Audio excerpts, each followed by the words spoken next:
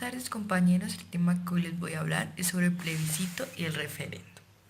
Bueno, el plebiscito es uno de los mecanismos de participación que brinda la Constitución para que los colombianos participen en las decisiones políticas que los afectan. Bueno, únicamente el presidente de la República, con la firma de todos los ministros, puede convocar al pueblo para que se pronuncie en torno a la decisión del Ejecutivo. Bueno, estas tienen que ver con la conformación, ejército y control del poder político del país. Además, también está prevista la toma de decisiones respecto a lo establecido del artículo 150, numeral 16 de la Constitución 16, que dice así: aprobar o improbar los tratados que el gobierno celebre con otros estados o con entidades de derecho internacional. Por medio de dichos tratados podrá el Estado, sobre bases de equidad, reciprocidad y conveniencia nacional, transferir parcialmente determinadas atribuciones a organismos internacionales que tengan por objeto promover o consolidar la integración económica con otros estados. Ahora les voy a hablar de las excepciones que tiene el plebiscito. Bueno, el presidente puede convocar al pueblo para que se pronuncie en torno a las políticas del Ejecutivo que no requieren aprobación del Congreso, a excepciones de las siguientes: aquellas que estén relacionadas con estados de excepción. Tampoco puede versar sobre la duración del periodo constitucional del mandato presidencial, y los plebiscitos no pueden modificar la Constitución. Ahora les voy a hablar de la historia de los plebiscitos. El primer plebiscito que hubo en Colombia fue en 1957. Este plebiscito se llevó a cabo durante el gobierno del general Gustavo Rojas Pinilla. Tuvo una votación a favor del 95% de los electores y dio inicio al Frente Nacional. Además, este mismo plebiscito confirmó el derecho al voto a las mujeres. El siguiente plebiscito en la historia de Colombia fue el plebiscito del 2016, el plebiscito por la paz, que tuvo lugar el domingo 2 de octubre de 2016, que convocaba a los colombianos para que refrenden los documentos elaborados en el marco del proceso de la paz entre el gobierno nacional y la guerrilla de la FARC. Para Colombia, esta es una decisión fundamental, además de ser un paso más hacia la reconciliación, el reconocimiento de las víctimas y la construcción en escenarios de paz en todos los territorios del país. Bueno, el otro tema que vamos a hablar es el referendo. El referendo es la convocatoria que se hace al pueblo para que apruebe o rechace un proyecto de norma jurídica o derogue o no una norma ya vigente. Teniendo en cuenta el ámbito territorial en que opere, el referendo se clasifica en nacional, regional, departamental, distrital, municipal o local. Atendiendo a la naturaleza de las normas objeto de referendo, este puede ser constitucional, legal o infralegal, normas jurídicas con ordenanzas, acuerdos, resoluciones locales, y en cualquier de los casos, según con los mecanismos se persigue, puede ser aprobatorio.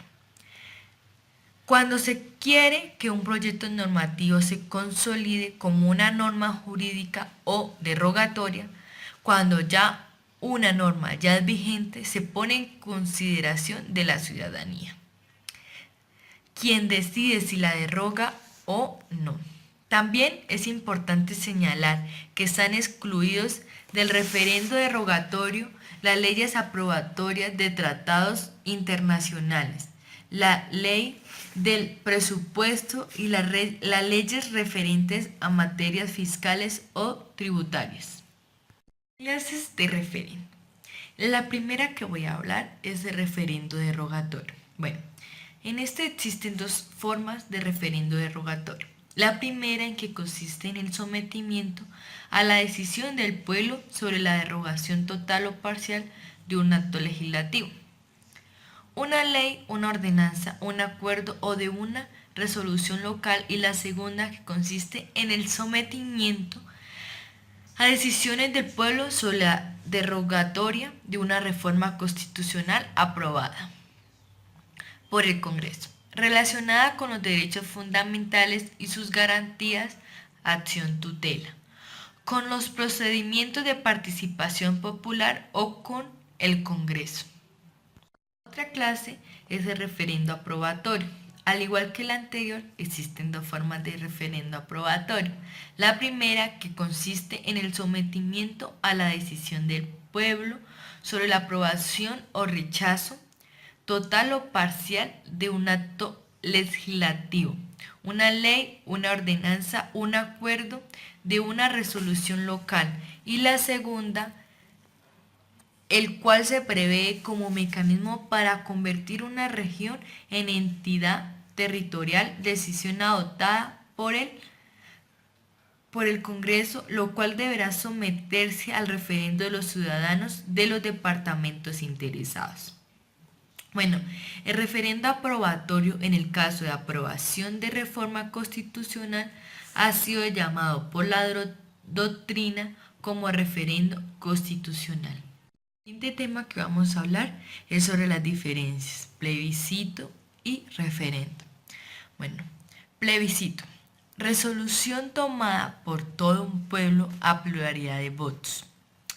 La otra es consulta, que los poderes políticos someten al voto popular directo para que apruebe o rechace una determinada propuesta sobre soberanía, ciudadanía y poderes excepcionales.